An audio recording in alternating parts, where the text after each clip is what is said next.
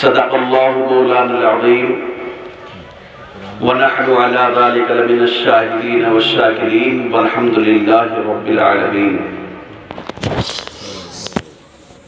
آئیے ہم اور آپ ایک مرتبہ آقا نعمت سرور کائنات صلی اللہ علیہ وسلم کی بارگاہ میں درود و سلام کا ہدیہ پیش کریں۔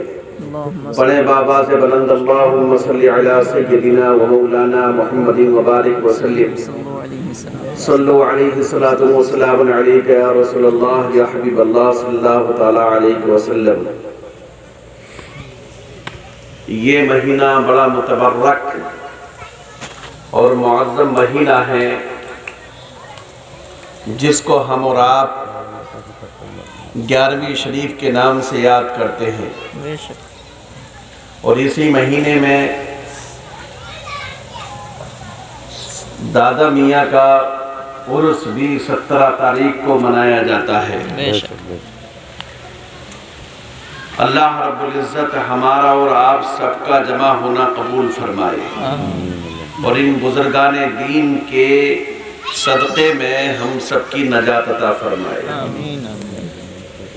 اعلیٰ حضرت عظیم البرکت مجدد دین و ملت علیہ الرحمت و رضوان ارشاد فرماتے ہیں، واہ کیا مرتبہ غوث ہے بالا تیرا، واہ کیا مرتبہ غوث ہے بالا تیرا، اونچے اونچوں کے سروں سے ہے قدم اعلیٰ تیرا، اونچے اونچوں کے سروں سے ہے قدم اعلیٰ تیرا، سر بھلا کیا کوئی جانے کے ہے کیسا تیرا، اولیاء ملتے ہیں آنکھیں وہ ہے تلوا تیرا، تجھ سے در سے سگ سے ہے مجھ کو نسبت، میری گردن میں بھی ہے دور کا ڈورا تیرا، اس نشانی کے جو سگ ہیں نہیں مارے جاتے، اس نشانی کے جو سگ ہیں نہیں مارے جاتے، حشر تک میرے گلے میں رہے پٹا تیرا۔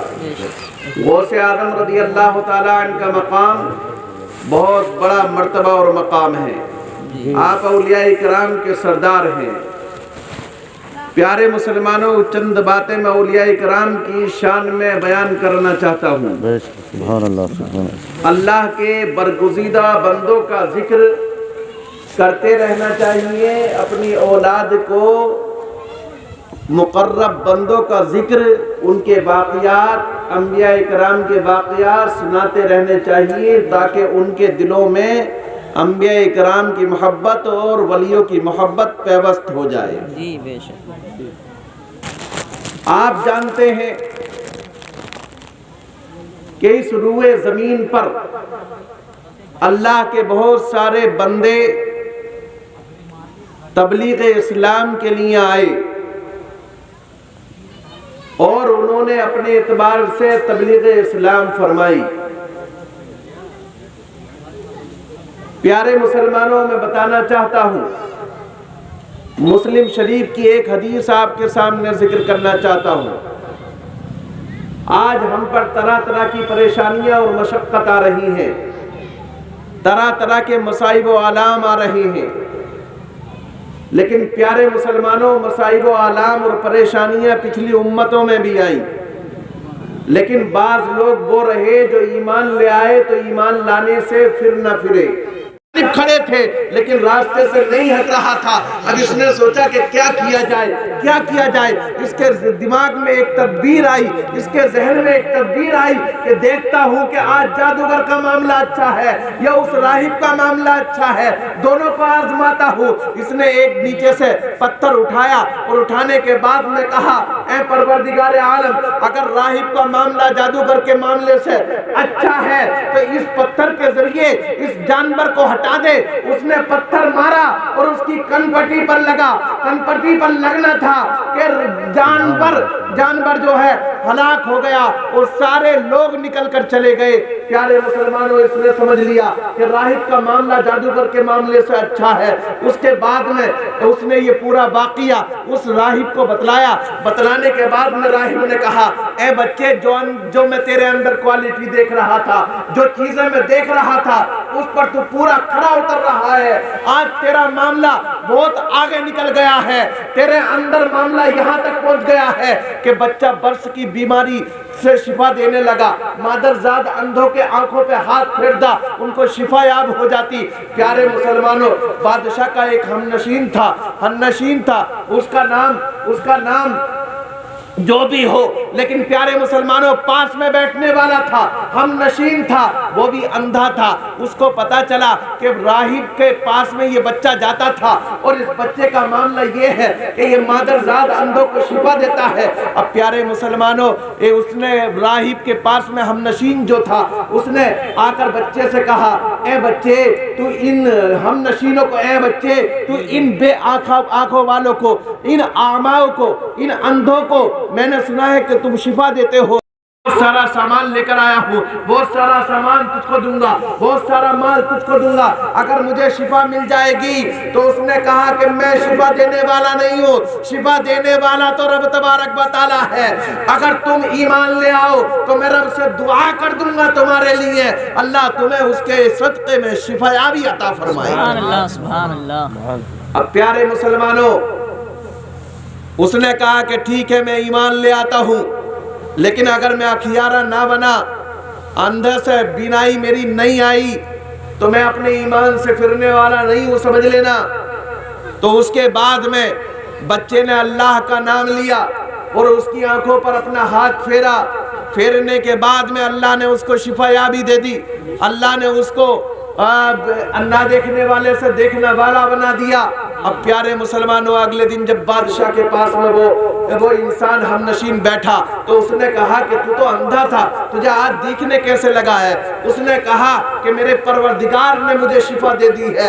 اب پیارے مسلمانوں، میرے پروردگار نے مجھے دیکھنے والا بنا دیا ہے۔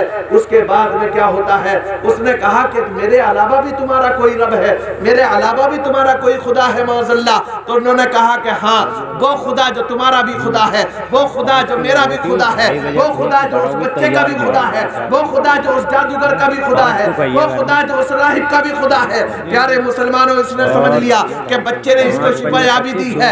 بچے کو بلایا گیا، اس نے کہہ دیا تھا پہلے ہی راہب نے کہ میرا نام بچے سے مت بتانا۔ اس کے بعد میں بچے کو بلایا گیا، لیکن بچے پر جب ظلم و زیادتی کی گئی نا تو بچے نے راہب کو بتا دیا کہ ہاں راہب نے مجھے یہ علم دیا ہے۔ اس کے بعد میں راہب کو بلایا گیا، راہب کو بلانے کے بعد میں کہا گیا کہ تو نے اس کو علم سکھایا ہے۔ اب پیارے مسلمانوں، تینوں لوگ جمع ہیں، تینوں لوگ نے سب سے پہلے ہم نشین سے کہا تو اپنے ایمان سے پھر جا، ورنہ اگر ایمان سے نہ پھرے گا تو تجھے قتل کر دیا جائے گا۔ اب پیارے مسلمانوں، اس نے کہا کہ میں ایمان سے پھرنے والا نہیں ہوں، وہی ایمان ہے جس کے صدقے میں مجھے آنکھیں ملی ہیں، دوبارہ زندگی ملی ہے۔ میں تو نہ دیکھنے والا تھا، آج دیکھنے والا بن گیا۔ سبحان اللہ، سبحان اللہ۔ لیکن پیارے مسلمانوں، اس کے بعد میں بادشاہ نے کہا کہ یہ ایسے ماننے والا نہیں ہے، اور اس نے ایک آرا منگایا، اور آرا منگانے کے بعد میں اس کے سر کے بیچ میں رکھا، اور بیچ میں رکھنے کے بعد میں اوپر سے نیچے تک چیر دیا، اور اس کی روح قبض ہو گئی۔ اب پیارے مسلمانوں، اتنا سخت منظر کہ پورے جسم کے 2 حصے کر دیے۔ اس کے بعد میں راہب کو بلایا، راہب سے کہا تو بھی اپنے ایمان سے پھر جا، ورنہ میں نے ایک کے 2 حصے کر دیے ہیں، تیرے بھی 2 حصے کر دیے جائیں گے۔ راہب نے کہا کہ میں ایمان سے پھرنے والا نہیں ہوں، میں ایمان سے پھرنے والا نہیں ہوں۔ پیارے مسلمانوں، اس وقت میں راہب کے لیے بھی آرا منگایا، اور آرا منگا کر اس کے سر کے بھی 2 حصے کر دیے۔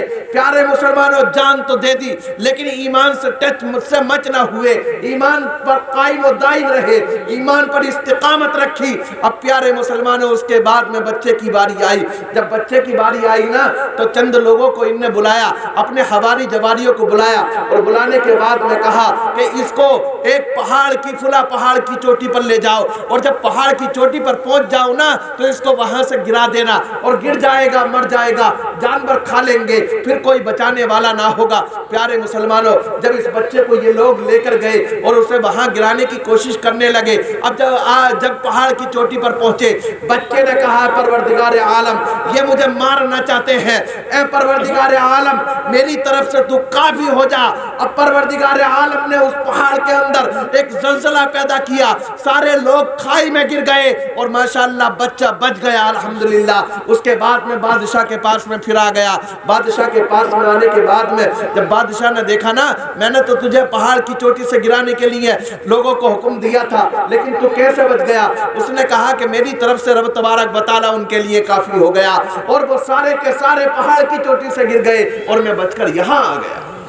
سبحان اللہ۔ پیارے مسلمانوں، پھر اس نے چند لوگوں کو حکم دیا، اے لوگوں، اس کو یہ ایسے مرنے والا نہیں ہے، اس کو کشتی میں بٹھانا اور سمندر کے اندر لے جانا، اور جب کافی گہرائی میں پہنچ جاؤ تو سمندر کے کشتی کے اندر سے سمندر کے اندر گرا دینا، مچھلیاں کھا جائیں گی۔ پیارے مسلمانوں، بچے کو لے کر گئے اور لے جانے کے بعد میں اس کے بعد میں جب سمندر کی گہرائی میں پہنچے تو انہوں نے جو ہے گرانا چاہا۔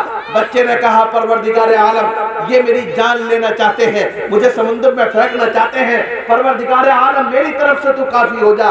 پیارے مسلمانوں، کشتی کے اندر ایک طغیانی اٹھی، زلزلہ سا پیدا ہوا، کشتی نے جھوکے لیے، اس کے بعد میں سارے لوگ سمندر میں گر گئے، بچہ بچ گیا اور بچہ بچ کر کشتی سے کنارے کی طرف آ گیا۔ سبحان اللہ۔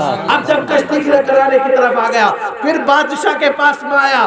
بادشاہ کے پاس میں آنے کے بعد میں اس نے کہا کیا ہوا؟ میں نے تو تجھے غرق کے لیے بھیجا تھا، لوگوں کو بھیجا تھا کہ اس کو سمندر کے اندر ڈال دو، لیکن تو بچ کیسے گیا؟ اب پیارے مسلمانوں، اس نے کہا اے بادشاہ، تو مجھے مارنے والا نہیں ہے، تو مجھے کتنی بھی تدبیریں چل لے، کتنی بھی کوشش کر لے، لیکن تو مجھے نہیں مار سکتا۔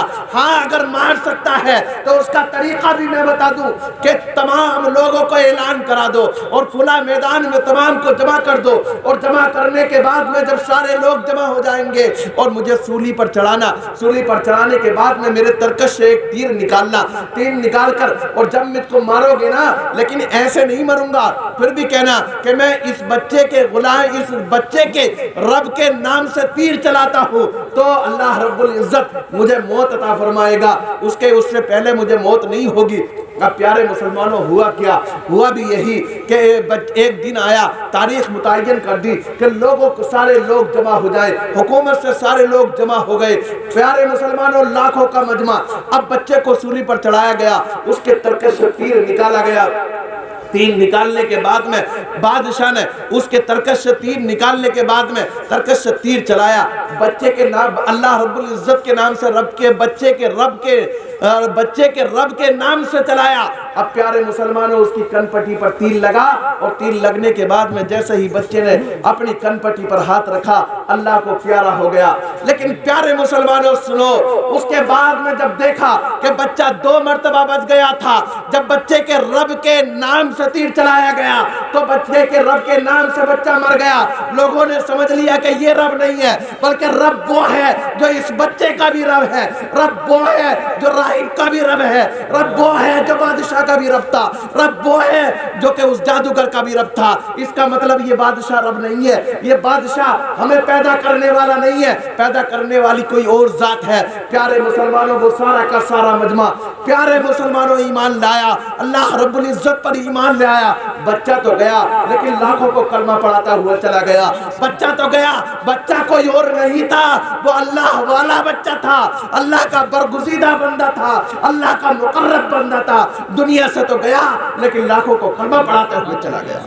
سبحان اللہ، سبحان اللہ۔ ایسے ہی بزرگان دین تھے، وہ اپنی جان کی فکر نہ کرتے تھے، اسلام کی فکر کرتے تھے، اپنے لیے نہیں مرتے تھے بلکہ اسلام اور ایمان کے لیے مرتے تھے۔ پیارے مسلمانوں، اس کے بعد میں کیا ہوا؟ بادشاہ تو اپنے محل میں پہنچ گیا، لوگ ایمان لے آئے، لوگوں کے بادشاہ کے حواری جواریوں نے کہا کہ ہمیں جس بات کا ڈر تھا وہی ہو گیا۔ کہ کیا ہوا کہ لاکھوں لوگوں نے کلمہ پڑھ لیا ہے اور تم پر ایمان لانے والے نہیں ہیں وہ۔ بادشاہ نے کہا پھر کیا کیا جائے؟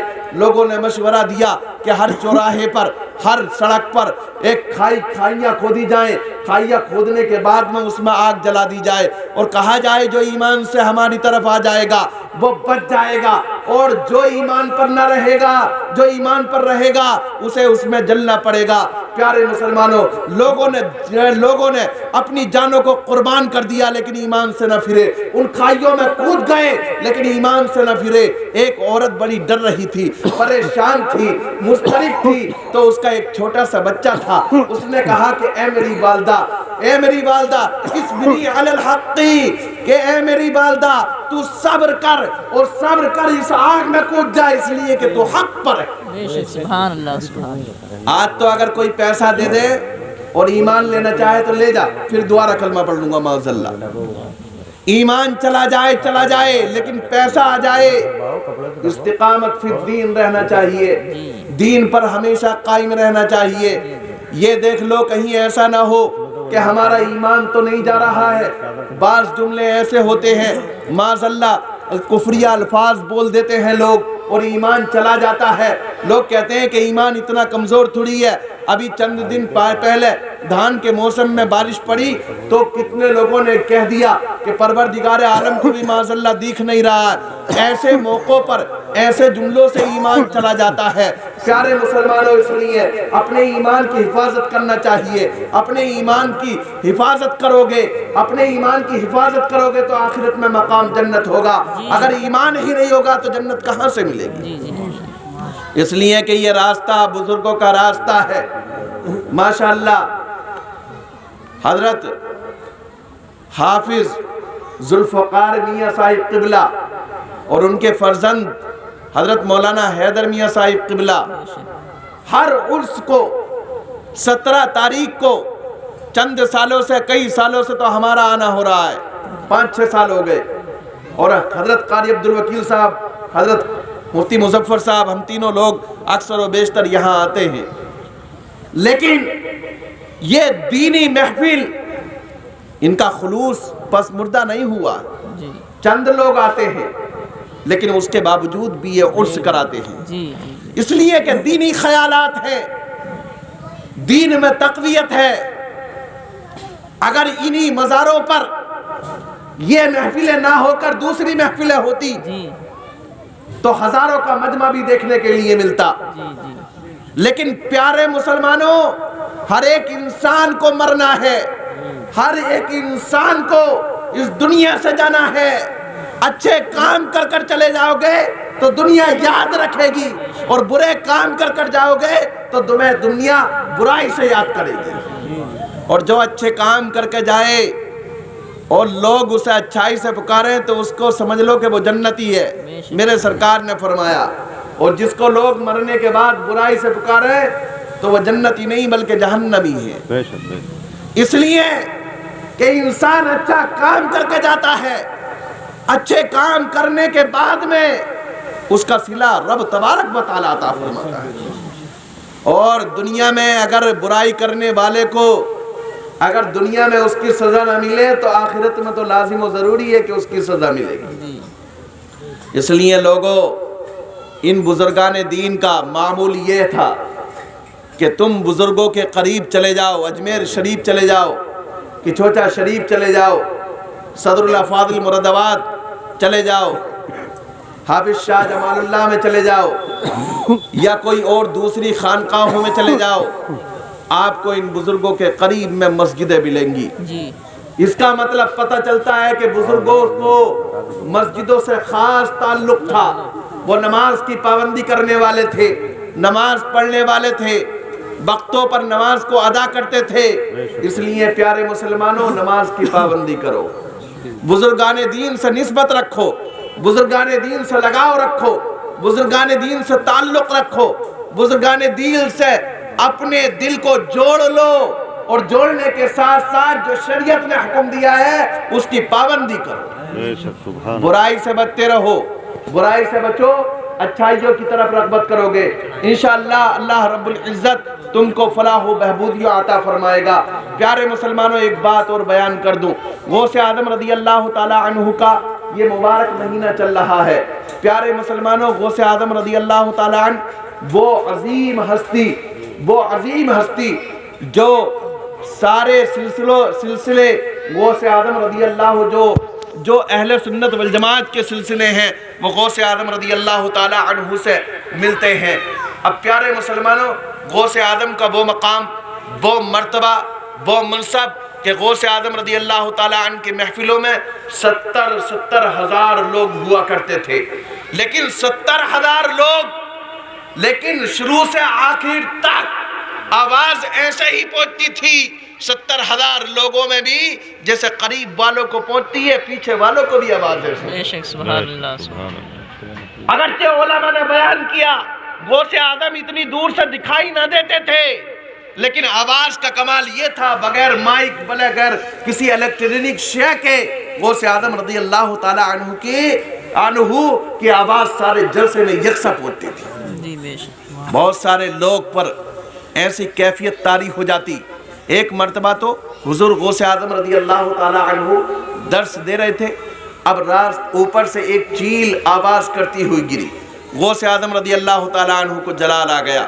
بہجت الاسرار میں یہ واقعہ ذکر کیا ہے، جلال آ گیا اور غوث اعظم رضی اللہ تعالیٰ عنہ نے اشارہ فرمایا، چیل کے 2 ٹکڑے ہو کر زمین پر گر پڑی۔